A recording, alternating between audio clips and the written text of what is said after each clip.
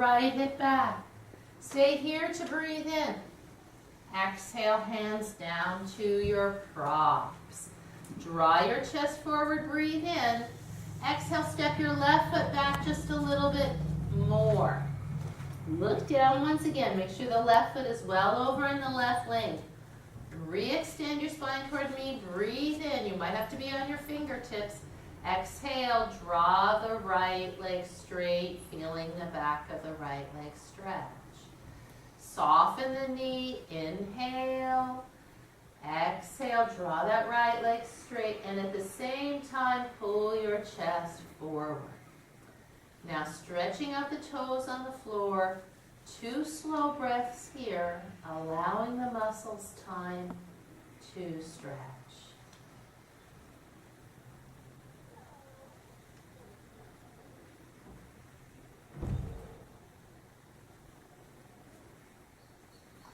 Now let's add on. Bend the right knee again, inhale. As you exhale, draw the right leg straight, knee completely straight. Then if you can, peel the ball of the foot and the toes back off the floor so only the heel's on the floor. Again, roll through the foot, bend the knee, stop here. Now if when you straightened your leg, your back was round, you might come up on your fists or your fingertips to take your chest a little bit higher. Breathe in here once again. Exhale slowly. Hips go back as torso comes forward. Peel the foot off the floor, only the heel on the floor. And breathing here now. Slow breath in. Long breath out. And one more breath.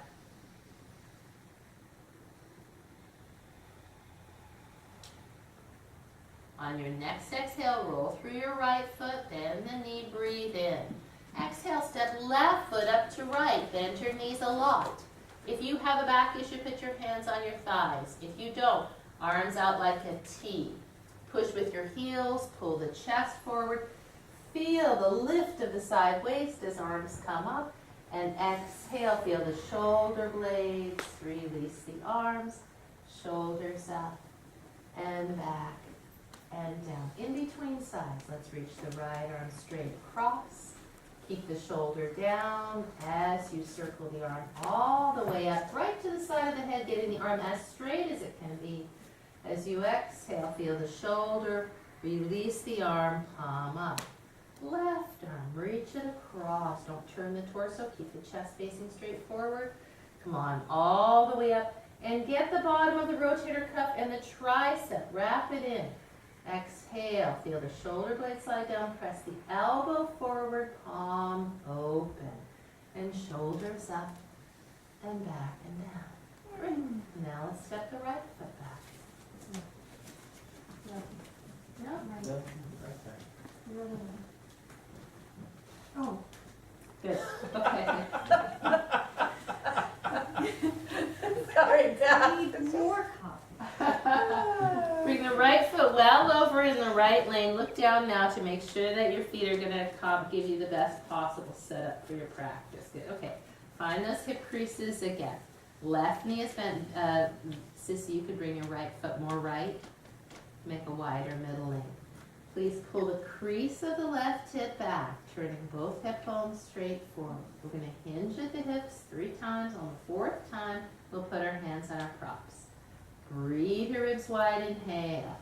Exhale, draw the crease of the left hip back to come halfway forward.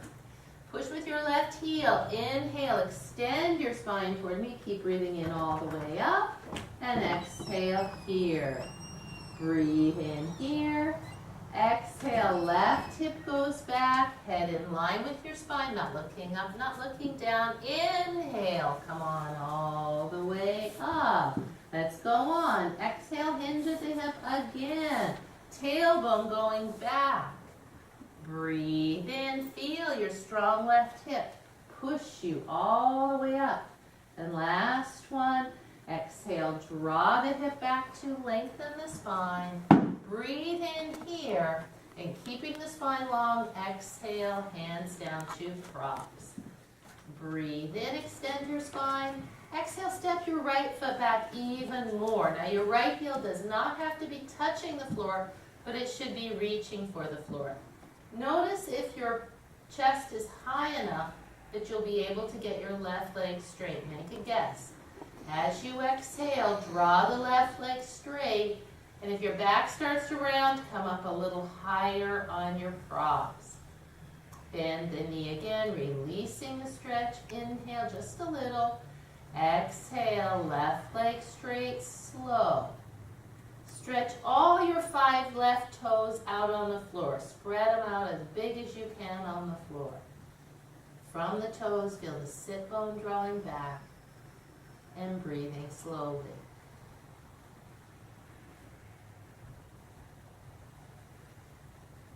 Now let's soften the knee. Inhale. Exhale, left leg drawing straight. This time, once again, we're going to peel the toes back, the ball of the foot also, only the heel on the floor. Roll through the foot. Inhale, bend the knee. Exhale, slow. Left leg straight, completely straight before the toes come back. And with only the heel on the floor, the sit bone drawing back away from the heel and the spine long, let's breathe here.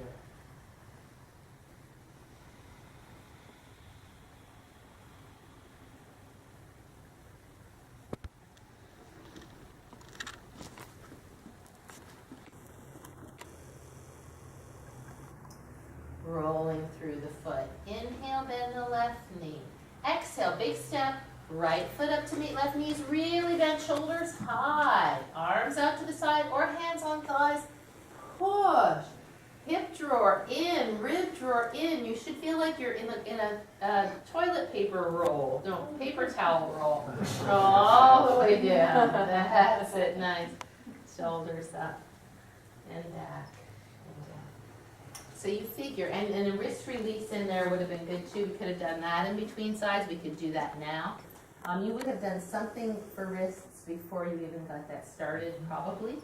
But you see that you have to talk a lot. Because this isn't for people who know what they're doing. They don't know.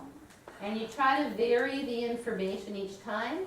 But at the end, we've done about 5 breaths, and you've had 2 where I wasn't talking. Right?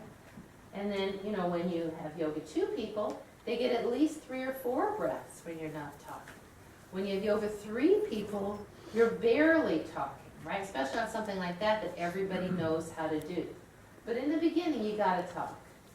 For Yoga 2, are you, when you're there, kind of letting them breathe, are you cueing the breath, or are you just telling them to go on their own breath? Mostly cueing the breath. I mean, if there's anything to cue in Yoga 2, the structure is good, cue the breath, because people forget to breathe. Now today, I did that with you the whole time, because I needed to stretch, but if I was actually teaching that, I would have gotten them into it, I would have been here, and then I would have been up. Before we get to the pulling the toes back, I would have been up. Because even if somebody doesn't know what you mean by pulling the toes back, you can walk around and just stand next to them and go like this, right in their eyesight, then they know what to do. And you notice, Pat, that I didn't mention hips level even once. It's Yoga 1, right? So that's too much, they have to get the action first. They can't feel with it, they don't know what hips level means. And I appreciate when the breath is being cued, no matter what, because sometimes I don't recognize what is the exertion and what isn't, and so I get confused on when should I be inhaling, when should I be exhaling. Right. I do. And then sometimes, you know, it's like, well, maybe this was the exertion, or maybe this was the harder part of it, and I can't figure it out. Right. So I really do appreciate hearing when I should be breathing in and when I should be breathing out. And with Yoga 1 in particular, you cue everything. You inhale, put your hands on your thighs. Exhale, bend your knees, hinge. Inhale, extend the spine. Exhale, so that they really get that every single movement has a breath component. It's not, and not, I don't always do that. Sometimes there's just so much to get organized with a structure that I'll say, okay, so, I can't even think of it right now. I don't always do it, but as much as I can, as best I can, I try to cue with the breath. Yeah? All right. Is that enough picture? That was good. Good. All right. That's That's what one. we needed. Okay, so in the opening sequence, remember this is prior to the standing poses per se. We add the Vinyasa turn to spider, which in level 1 we don't turn to spider, and Prasarita Padottanasana. In Yoga 3, you could add Vinyasa with eyes closed or double arm, yeah, even as a warm-up. You could do eyes closed in Yoga 2 also, but you wouldn't do it as a warm-up. Does that make sense? Yeah? So anything you do as a warm-up should be something that you can do relatively easily. It shouldn't be something that requires a new skill. I find that for Yoga 3, eyes closed just helps them to wake up out of the automatic pilot if they've done this a million times before. Just a quick suggestion, it'd be great, Darcy has done, if you added another version of this, extra breath in the mid position. Well, I love that. That was a great variation. And like I wouldn't do that, I would do that less as a warm-up. Sometimes like in a yoga 3 or 4. Yeah, that's what I'm talking about. Yeah, but Yeah. but Oh, yeah. I like that. Yeah. I take that. Yeah, that's good. Only in Yoga 3. Yeah, Yeah. Right, yeah, where it your was in a hips are 3. squared. Or It's a 4. good hip strengthener, right? Yeah. Mhm. Okay, let's put that in. That's good. That's exactly the kind of thing that I want to get in here.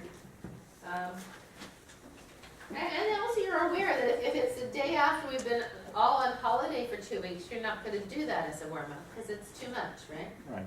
I think I'm starting to feel like you're getting this. This is great. You mean very specifically, or was that the Because what the homework told me was that you don't understand sequencing, right? And it didn't mean that you didn't have some overall idea, but there were a lot of the same things that, you know, it didn't fit. It didn't fit in that level, or it stayed too long over one leg, or it didn't, what you chose as a counter pose wasn't really a counter pose. So I think that, I'm hoping this will help that. Well, this is what I wanted about 8 months ago, but I do know that if I'd gotten it 8 months ago, I wouldn't understand it as well as I do now. Well, the good news is the next teacher training people will get it 8 months from now, But 8 it months makes before. a big difference for me. I mean, that I don't think I would have really gained that experience. Right, but if you had it, it would still be good. I mean, it's purely that we had one that was dated, and it's been an interesting period of time for me, so my time has been limited. No, but it's good. I think for me, it's better. So Okay, I'm all sorry. right, well, that's good. I'll still hit, I like to just hand out the binder, have everything in there, then we can get to it as we do. Okay, so then in Yoga 4, I do Vinyasa Yoga. Sometimes I do it on Thursday nights because, again, a bunch of guys there. I want their hamstrings to get more warmed up, depends. In Yoga 3, we also add half sun salutations to revolved high lunge. Everybody knows that sequence, right? 3 half sun salutations. On the 4th one, you stay halfway up. You don't fold into Uttanasana. You stay halfway up, and from there you step back to high lunge to revolved high lunge. Yes? You turn to spider. You go the other side. You do the revolved high lunge. Then you come back, and you go up on the toes, and you do the squats. Then you do Prasarita Padottanasana. You turn over the leg, and you go to downward facing dog. That's one of our standard Yoga 3 type sequences.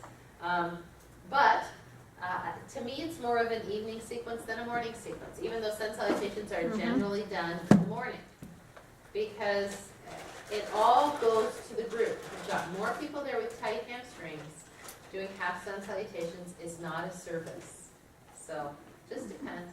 It's always a judgment call, right? Toe raises with eyes closed or revolved.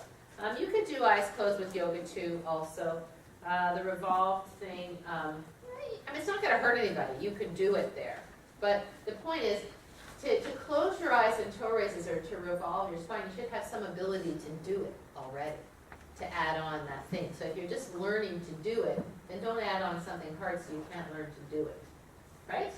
What are you revolving? Yeah, are with you the talking toe about going raises? up and It's then this one. turning? Yeah, That's hard. yeah. It's the one I do. Yeah. Is that I what like you to mean? do it. What do Yeah, you yeah. turn? But with with thigh bones back, yes. Yeah. Yeah. Half sun salutations with legs straighter if doable and back bend in Tadasana. So, so those are the half sun salutations where you do this, right? Use the core muscles. Now, you know, if it's a person like me, you could come into it with legs straight right off the bat. It actually feels good for you. But in general, you know, straight is relative. It just depends. Can you keep the hinge? Can you keep the backbone? Can you keep the weight to the toes? I'm not so big on this for people that aren't really, really clear on it. Because there's nothing worse than seeing somebody go, oh, like that, or worse yet, like this, right? So if you have a group and you're having them do this, make sure that it's a group that you've really taught how to do that, so that they're doing it in a way that's useful. Don't just say, oh, we're doing yoga 2 or yoga 3, let's just throw that in. Because again, I mean, so much of our yoga 3 contingent, especially 8:30 Monday, Wednesday, Friday. I mean, Hildy goes to that class, she's 72. But she can do most of it, God bless her, it's a good class for her. But it's not a yoga 4, it's not a, you know, it's more like a yoga 2 light, yoga 3 light. Did you teach us that yet? How to do the integrity of that pose? Yes. Back bend, not the back I bend, don't remember the back bend. not the back bend. What? Not the back bend? No? Okay, mark it down. I mean, we haven't gone over all the back bends yet. Okay. Yeah. I thought it was take the back bend out. Where are your legs straight in the half sun salutations? Coming up and down. When you fold, Oh, not when you fold. When you fold, if you want to get your hands to the floor, you gotta bend your knees. No, you don't. Unless you're really extremely flexible. Mhm. Oh, okay, yeah. But who's like that? Irving just point. Fiji.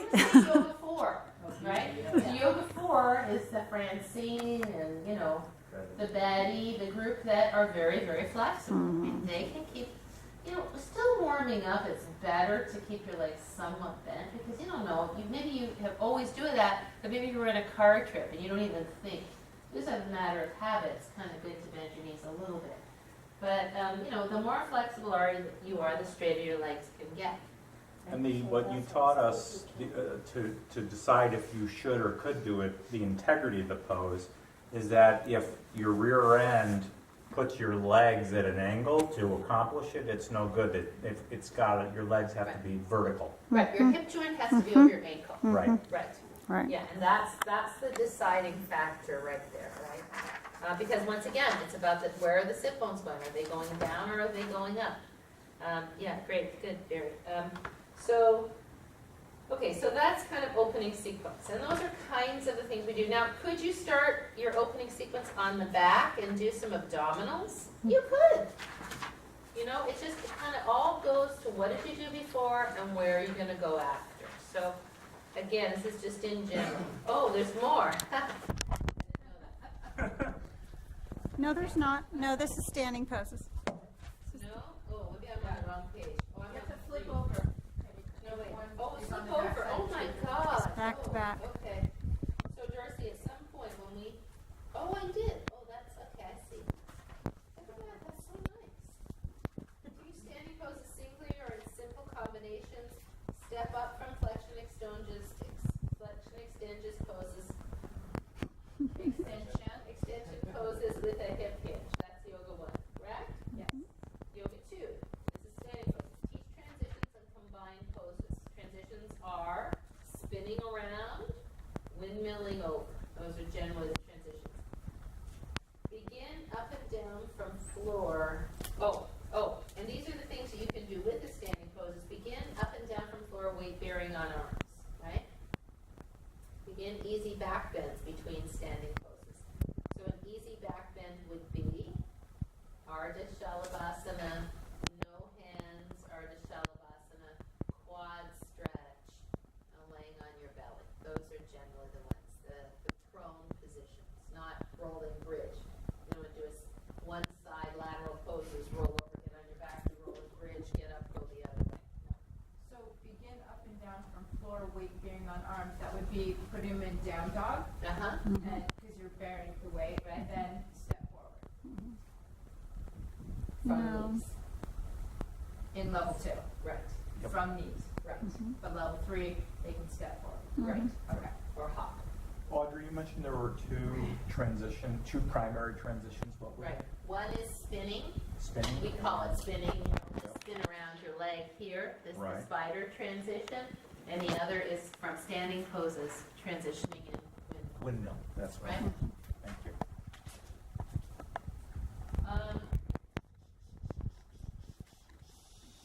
Okay, And when you So- said the back bends, the easy back bends, one was Ardha Shalabhasana, the other was the quad stretch. quad stretch, or sometimes in yoga too, in particular, you have people have shoulder issues. So they can't do this, right? It hurts their shoulder. But they can do this, or they can do this, right? And then every once in a while you get somebody who can come to yoga too. I'm thinking of Jim Bullington, tall guy. It just hurts his back to do Shalabhasana right now. I think it's because of the way he's walking. We talked about it, but every time he does it, he has back pain the next day. So he doesn't do it. I said, do the chaturanga, come down to the floor, do the quad stretch, or do the chaturanga, come up from chaturanga, because you don't, he's a guy, guys like to do those things, come to child's pose. Right, because it's hard to analyze exactly why. My guess is he doesn't have a whole lot of core strength. And so when he's walking, he's probably putting his weight, he's a tall guy, he's probably walking back a little bit. But at some point, unless you're really, really able to analyze this over long periods of time, just the standard response is, what could we do instead? Not just like, don't do it. But there are times when I'll say, I will say, because you're in the middle of something, and I'll say, I'm thinking about T-pose. If it feels useful for you, reach your right arm forward. Now you're in T-pose. If that doesn't feel useful, don't do it, right? Because otherwise, you just can't give 8 million, in that moment, you can't give 8 million options. Is there a name for that? Or leave your arm on your side. Sorry. Is there a name for the Ardha Shalabhasana when you're doing a no arm or an arm stretch forward? Or is it just? I just call those alternates, Not a yeah. Shalabhasana. Hmm? Not a Shalabhasana. No, it is a Shalabhasana because you're still doing the. No, that's the what the name locust is, no part. arms. Not Shalabhasana. Oh, nada? Did you say? Oh, no. Old Spanish? You Nada. know, sir. Does the quad stretch have a name Quad stretch. other than that, though? No. When somebody tells you ahead of time all their injuries, Mhm. then you have to be thinking of the alternatives before you do all that stuff. If I know I'm going to do Ardha Shalabhasana and it's yoga too, and someone comes in and they say, they're not that familiar with us or whatever, and they say, I'm having some back pain today, I'll say, do you feel comfortable doing the standing pose? Because it's a yoga 2 class, so we will be doing a little more basic. No, I'm okay, it's just a little tight. Okay, so when we get to the Ardha Shalabhasana on the belly, if that doesn't feel really good, then just rest on your belly, don't lift up and contract the back. And then you might call it out, Susan, make sure you just rest here, breathe this way. Sometimes, So- sometimes I'll say, okay, here's what we're gonna do next, and I'll demonstrate, and I'll say, just hold off, because I'm gonna give you some alternate. Yeah, right. Just hold off, and then I get everybody going, and then I'll go and. Right. Right, right, and if you can, and if you can, you say, this is when you're gonna take child's pose on, you're gonna rest on it, if need be, if you got a lot going on. And I think people are fine with that. And if they tell me in advance, I'll say, so there'll be some things that probably we won't suggest that you do, so just know that's a great time to rest. It's a great time, so then they don't feel like they're kind of being shoved off, Okay, and then in yoga 3 for standing poses, you add vinyasa as appropriate. A vinyasa meaning a flow. So it might mean that you do 4 poses. Remember, you can add more poses. So it might mean you do warrior 2, side angle pose, reverse warrior, triangle pose, all the way over, come to revolved high lunge, step back, foot up to front, do crescent pose on that leg. And that would be considered vinyasa, because it's many poses flowing in a row. And also, in a contemporary sense, vinyasa means do a chaturanga, some kind of a back bend, and a downward facing dog between sets of standing poses, right? So in yoga 4, I will put chaturanga, upward facing dog, downward facing dog, in between sides of lateral poses, for example, right? In yoga 2, for sure not, because we're not doing that much. In yoga 3, I generally will do both sides with down dog in between rather than a vinyasa chaturanga in between. So, and for this reason, say these are yoga 3 people and I'm having them do 4 poses in a row. And then I want them to come to the other side and do those same 4 poses in a row. It's still, that's pretty substantial, and I'm probably making some points there. I want them to remember those points. If I put too much stuff in between, it's too long since we just did that. So come to down dog just to get the weight out of the legs, to kind of gather yourself, then step forward, do the other side. This is a common error in the homework that, and it'll probably come back to me. It's not a major thing, but it's just good to know those things. That's why I would really like you to read. I know it's quite a lot to read, but you don't have to. You can just read it straight through. I think if you read like the homework feedback I give to other people, you go, oh, okay, all right, okay, okay. Then that makes it clear to you. Otherwise, I'm writing the same thing over and over and over. Okay. A series with Cobra. Generally, I think of Cobra as a Yoga 3 skill. It's introduced in Yoga 2. It's used in Yoga 3. And in Yoga 3, Up Dog is introduced, and it's used in Yoga 4. Does that make sense? Mm-hmm. Yeah. And we'll go over, Darcy reminded me that we really haven't gone over the differences between Cobra and Up Dog and how to use those in Vinyasa very well. So let's make sure we do that when we finish our back bend series. Utkatasana wide leg stance. I teach in Yoga 3. That's this one that is the hip strengthener. As you know, I'm not so big on classical Utkatasana, which is this, which is a massive back squeezer and doesn't really strengthen the glutes and drives the weight into the knees. Have we gone over Utkatasana at all? I don't think Can so. you can somebody make a note? Because we have to do Sherpa. I don't think we've gone over B series, Mm-mm, right? you didn't. So You you didn't. you don't teach the narrow. Not in Yoga 3. Okay, because that was in the old one. Was it? Sure, Yeah. It Oh, says narrow. teach Utkatasana narrow and wide. I put that in Yoga 4 now. Okay. Yeah. I mean, I might. It just depends. But I mean, the narrow leg stance is it's not really. You have to be really proprioceptive to do it well, and so I like to leave that for more advanced practitioners that kind of get it. Because in Yoga 3, you don't always have necessarily advanced practitioners. That's for sure. All right. A and B series with Up Dog and Utkatasana wide and narrow leg in Yoga 4, right? So those are part of a regular part of a Yoga 4 practice. It doesn't mean you have to do a million of them. I'm not into a million chaturangas. Okay, lateral poses. So in Yoga 1, you learn Warrior 2, reverse warrior, side angle with hand on thigh or chair, and triangle with chair or a high prop, like a cylinder or double blocks, right? And I'll tell you what, and I'll bring this up now because since we began our teacher training, I have changed very much how I teach side angle pose, which, who knew that was going to happen? But I'm just so convinced that hunkering down into the bent leg hip is not useful, and that creating joint space really is useful, that even putting the hand on the block for sure, or even on the chair, we get a lot of hunkering. And this space is decreased, and then in general people are here rather than here, yeah? So I have most recently started teaching all Yoga 1 people like this. Once they know we've got all the other stuff out of the way, shift the hips, and you can't really do it this way. This is kind of a counterproductive shoulder position, but it's more stable than this, right? And it's higher than this. This, to me, is the worst. Because now we're hunkering down here and the butt is going out and we're doing this. So I started doing this. The hips shift, the hand comes down, we roll the shoulder back. We draw the ribs around. We feel one straight line. We look at our ankle to our shoulder. Then we slide the arm past our ear to extend the line from the heel to the fingers.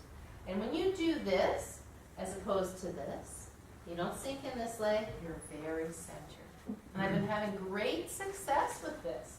So now we're here, then we push with the left heel, we come up to warrior, we straighten the leg, we bend the knee, then I do reverse warrior. I've been teaching reverse warrior right from the get-go. I never used to do that, but I'm trying to get people stay more centered. So this is reverse warrior, just simple like this, right? Then we straighten the leg, and then we're done. Because I don't want to overdo it, because they're going to get cramps here, right? That's plenty. In yoga 2, I'm having them do this. Shift. Maybe we do this first to remember. Then we come back up, and we do this. Then what I've been trying to really hit on is move from the pelvis, now hand in front. Move from the pelvis, now reverse warrior. Move from the pelvis, warrior 2. So I haven't been teaching hand down and side angle pose at all. Because I don't think it ends up well. And then in yoga 3, I've been having us shift the hips, place the hand inside, not to crank the knee open, but to create an anchor point from which to turn the belly. So now you're very much bearing weight between your legs. Then we might do this, moving from the pelvis, Then we would straighten the leg and come into Trikonasana. So that would be yoga. And I think it's a better strength builder. It's better in the hip. It teaches people right away to cut the sit bone under and find the lateral position where this just never did.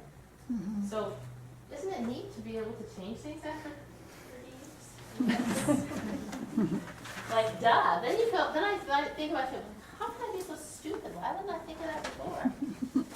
I don't know. We just had that time. You know, actually, Mike, I think it was from when you said you like not putting the hand on the block and you're putting the forearm on the leg. And I think I thought about that. And I thought, well, let me try that. And I didn't like that. Because, and I saw your point. Right. And then that's when I sort of came up with this. And you had two different hand positions. I like your second one, that you landed in better. This one? Yeah, because it evolved. I can't remember. Oh yeah, I think I tried to do like this. Yeah, you tried that, and But it just is. I like the second. This is yes, stable. There you go. Your Right, second. and then as long as you say and roll the shoulder back, right? So it's not. And I always say, this isn't a position you can have your shoulder in for a long period of time, but it is stable for sure. So there you go. Yeah. Try it with your study buddy. It's harder too, to do that, because you're Yeah. holding that Right. a lot. You're not just hunkering, Yeah. right? Yeah. Yeah. More core. Yeah, but you're also giving up part of what you get out of the hips in a deeper version. I mean, like the guy on the grind back there, it's so incredibly deep, and none of us are that good to look Flexibility wise. Sure, which is part of the pose. Well, yeah, but flexibility, leaning on something in the wrong way with your butt sticking out isn't flexibility. Isn't useful. Right, so you're right.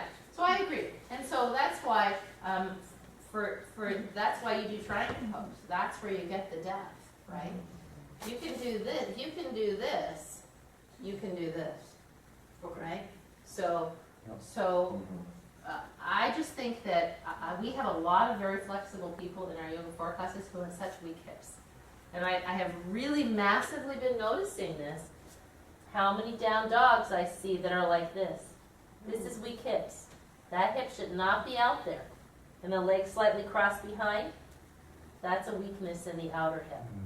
So let's start getting that hip underneath. Let's start getting that wrapping muscle a little bit more, and let's bear weight without getting down on something and without doing this, which it's just, you can see the energy that has no grace, it has no biomechanical support.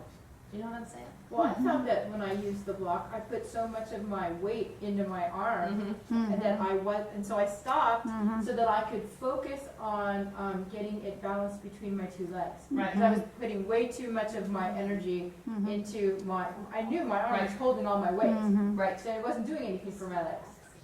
Right. And the reason I never used to like this was because it used to be used when a million years ago. The idea would be that you push the leg open with the arm, and then you pull around, and so you create SI dysfunction. So I always didn't like that. And we do get lots of people coming in from other schools who put the hand in front in triangle pose, and they're doing this, right? So that never looked good to me either. All right, so that's that. So those are the lateral poses for yoga one. I mean, lateral poses are pretty easy because there aren't that many of them. And there aren't that many variations on them except for moving your arms in different directions. So when you get to Yoga 2, you could teach a straight leg entry to triangle, which doesn't mean straight leg all the way down. Maybe we should call it straight leg to begin triangle. We call that maybe, or straight leg to, I think, to begin. In other words, now we've done something and now we're talking about massaging the sit bone down, drawing the sit bone underneath, all of that stuff. I'm not so fond of this thing. I see some people doing this, like using their elbow, because everybody who does it sticks their butt out. And it pulls you completely in the wrong direction. I don't see, I mean, maybe if you're really, really short and you don't have much torso to lever down, it would work, but for taller people, it sticks your butt out. So shifting your hips like that and just using your hands is probably a better idea. I don't understand why you're saying just begin with straight leg. Why would you ever come out of the straight leg? Shouldn't you just have a higher prop? No, on entry. Straight leg So to begin. me, yoga 3 and 4 are straight leg all the way in. Right. Yoga 2 is straight leg, soften the knee, find your prop, re-straighten. Oh, okay. See what I'm Gotcha. saying? Yeah. All right. Because it's a lot of force on the leg to come in fully straight, especially if you're not really, really warm. So, and then in Yoga 2, we begin to teach half moon at the wall and freestanding, right? That's when you've got people, you know they know all the lateral poses, they don't have a lot of SI issues. That's a place to begin it. Would you put it in every practice? No. In Yoga 3, what we add on is side angle flip. These are all things that, don't have a name, right? That's this one, right? And then no hand side angle. That's Yoga 3, right? Although in Yoga 2, could you do here? Could you do this and this? Sure you could. It just depends. If the room looks good for it and you're warm enough, you could do that. Standing poses with a foot on the chair, the ones we did, the Warrior 3, all that stuff. I've done that in Yoga 2 also.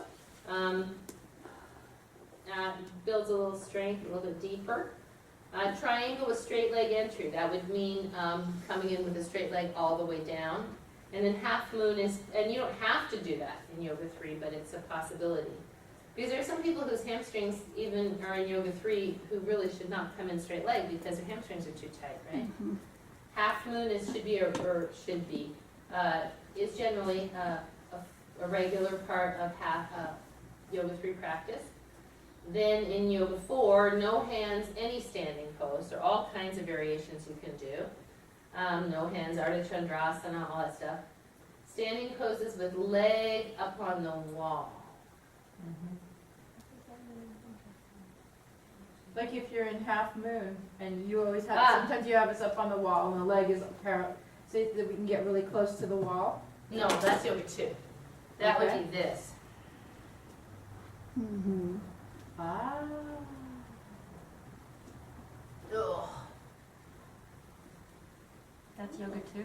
No, that's 4. This is the Yeah, step four. one. This is I've never Right. done the that. standing pose with leg on the Come wall. on Thursday night. I'm going to start coming on Thursday nights. That's And it. Thursday morning still, Darcy, Or don't we worry. do, like we do Is, I'm gonna double down on Thursdays. spider on the wall. those things. Yeah, true. Wasn't that last one just like Warrior 3, but using Yeah. the wall to help? Yeah. It's actually easier than Warrior. No. No? Go ahead, give it a try. It's definitely You would not think. easier. Oh, okay. And that would include dolphin on the wall? Dolphin. No, Oh, no, dolphin, no, that's an Dolphin on the wall is inversion. Yoga too. Yes, And that's an inversion, not a standing pose. right. Okay, so you. So these are standing okay. poses. Oh, I was thinking of pigeon, I got my Oh. breeds mixed up. That's going I was around. thinking of pigeon on the wall, Right. sorry. Yeah, that comes later, yes. Okay. These are just, we're just going on I got you. standing Yeah, poses it's here. different. Yep, you're right. Triangle, straight leg exit. So coming out of triangle with a straight leg. I have seen more people tweak their hamstrings coming out of triangle than going into triangle, yeah? Because now that muscle is eccentrically contracting, holding you as you're coming up, and maybe you come up too fast or whatever. So you have to be really careful with that. Can I ask a quick question? Yes, Would it be sir. too much in a level 3 to go from triangle to windmill over, and then push up and go into half moon? Do you need a break in between, or would it be all right to throw that in?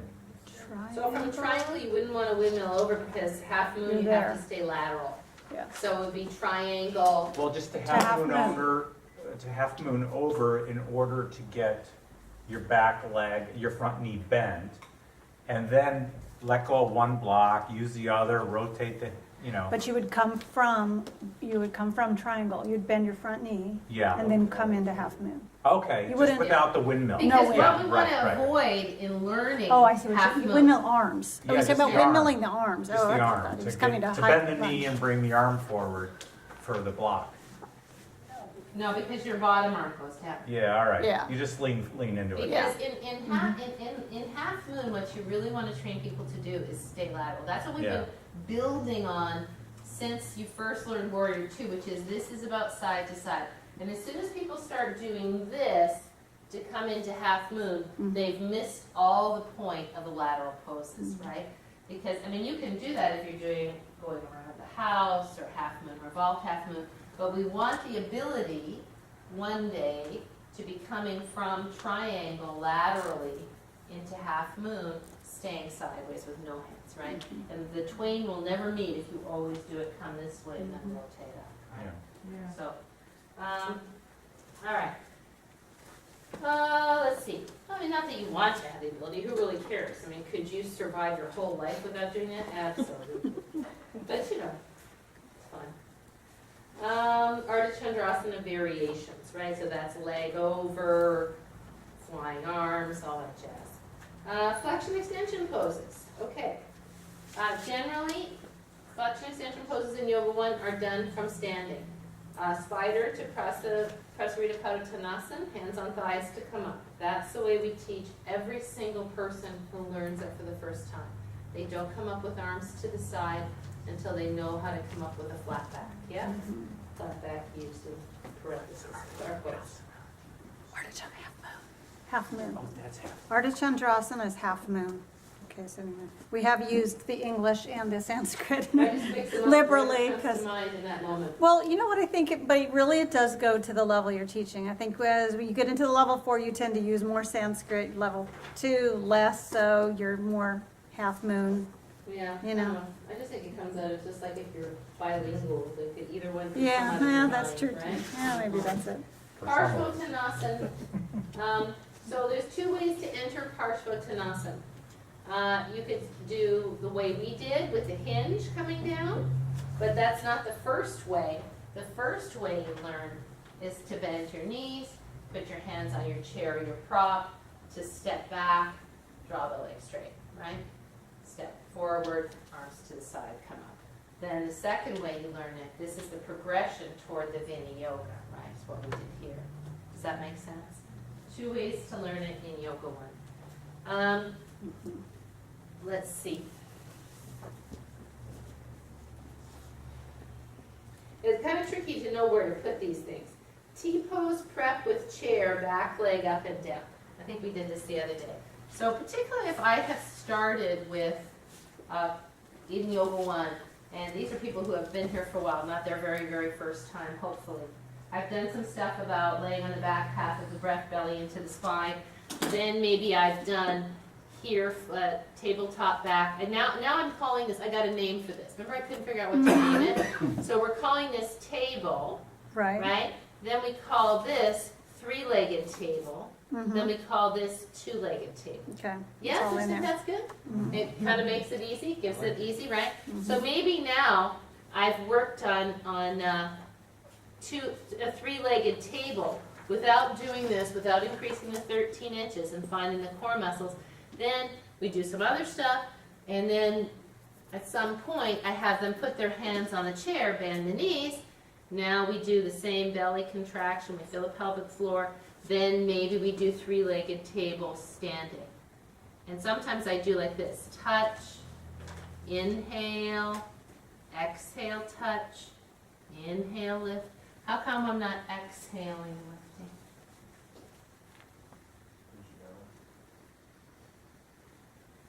Because any time you go forward, if it's warrior three, if it's anything like this, it's an inhale. The lungs have to expand to take the leg back. Shalabhasana, inhale up, exhale back. As soon as the torso has to come forward, it's an inhale. Does that make sense? In something like this. So inhale. If I do exhale, it pulls me that way. So I have to inhale to keep the spine extended. Then exhale, touch. Inhale, exhale, touch. So the belly into the spine is this. Right? Inhale, exhale. The good news is with that, as long as you've got it basically, it's all right. And they're just learning how to approach that position and get a flat back. Seated pigeon with foot and leg circles. Those are the ones sitting in the chair, doing the foot circles, point. Really good in Yoga 1 to teach ballet foot, Barbie foot, and Ken foot. Because those will be skills they'll need all the way through, even if they're 20 years old. They're going to need that in all their other practices. Down dog with the chair and one arm down dog with the chair. So again, it's an inversion and all that stuff, but it fits in with the standing poses in Yoga 1.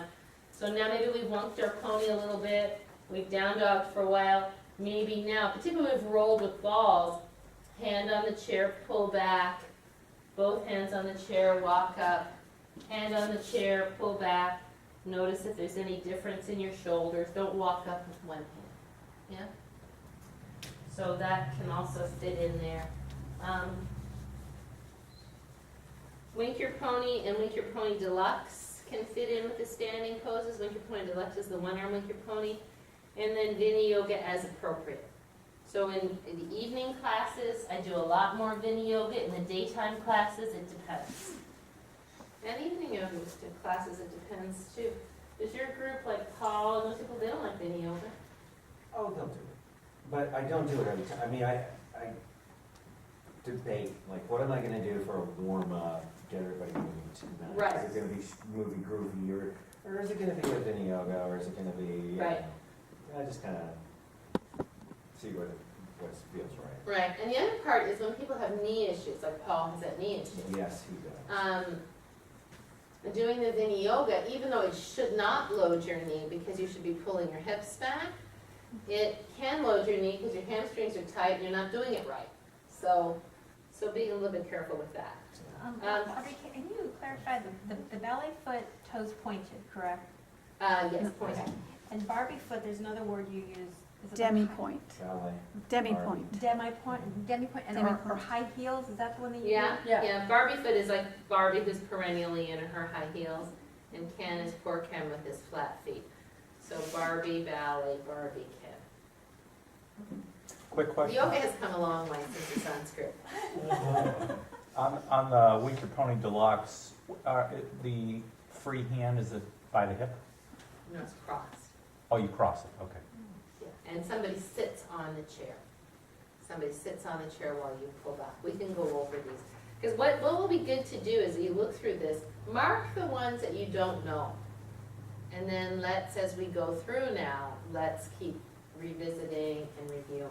Yeah? Or ask your study buddy and see if they know. Yeah? No, I think she said Yeah, underneath. underneath. So like this. Oh, I got you. And I got the chair here, somebody's sitting on the chair. So this just helps you to, this just helps you to turn a little bit more. If the hand's here, see how it pulls you around? This turns this side of the body around.